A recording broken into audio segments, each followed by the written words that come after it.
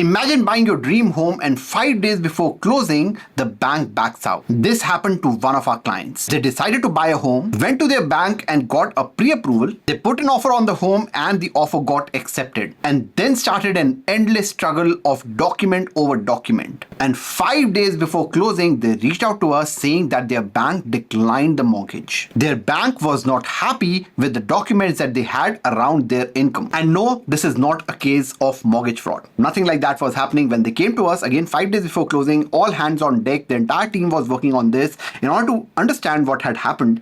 And what we could see was the reason why the bank said that income documents are not sufficient is because they were doing a 10% down payment, so it was an insured mortgage. However, a husband had quit his full-time job and he had moved to contract job like 6 months ago, and the contract was expiring in the next 6 months.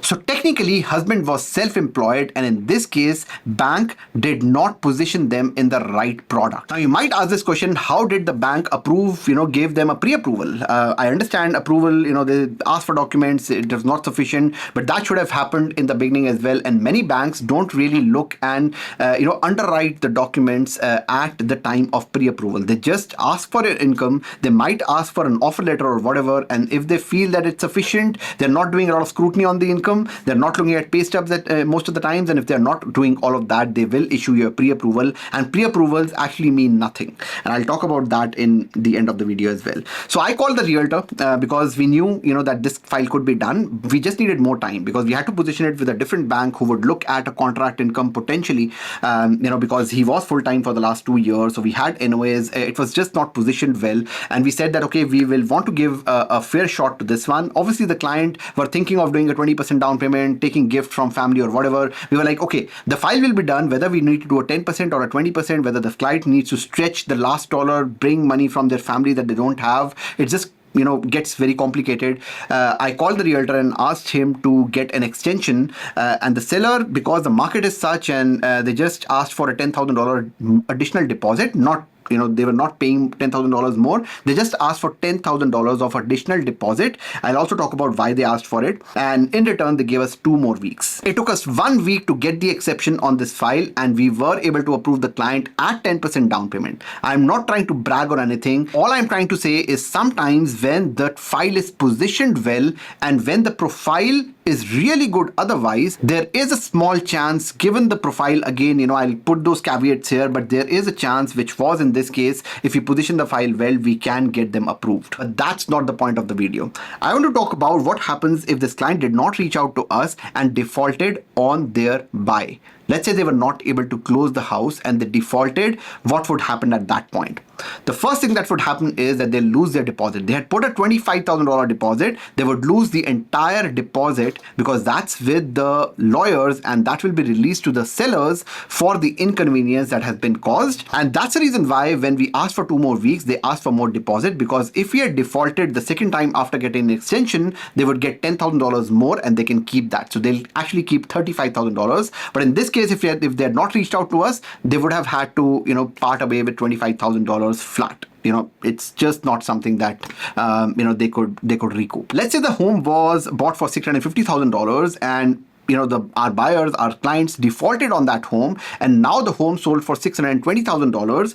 The seller can actually sue our client for $30,000 plus the lawyer fee, so $650,000 was the original sale price, because they had to keep the house on the market or whatever, right? So they were able to eventually sell it for $620,000. They can sue our client for $30,000 plus any other like legal fees and the mortgage payments for a couple of months that the house was on the market because of our clients not closing on it.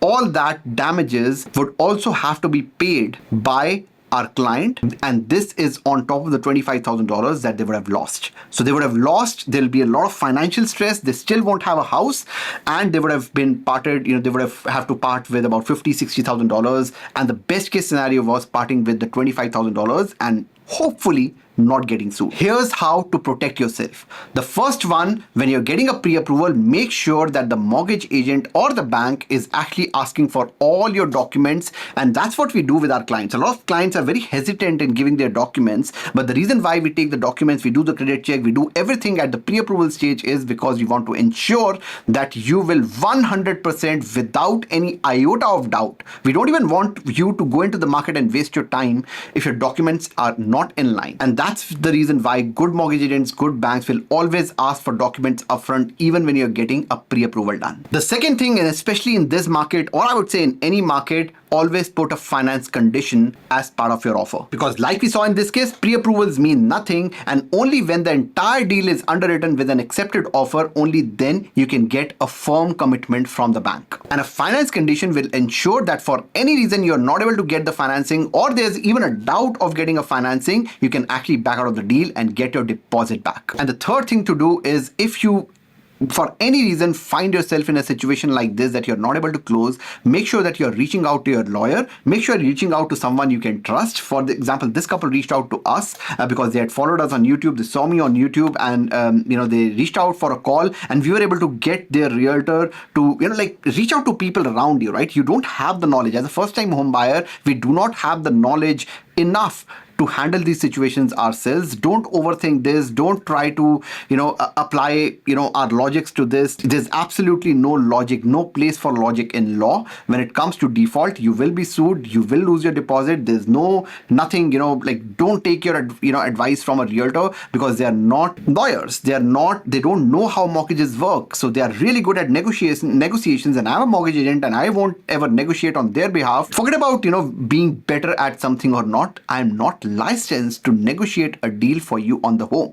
Same way, a realtor is not licensed to practice law, and they are not licensed to look at your income and assess your income or assess the situation, because they are not licensed to do it, and there's a reason there are licenses for this.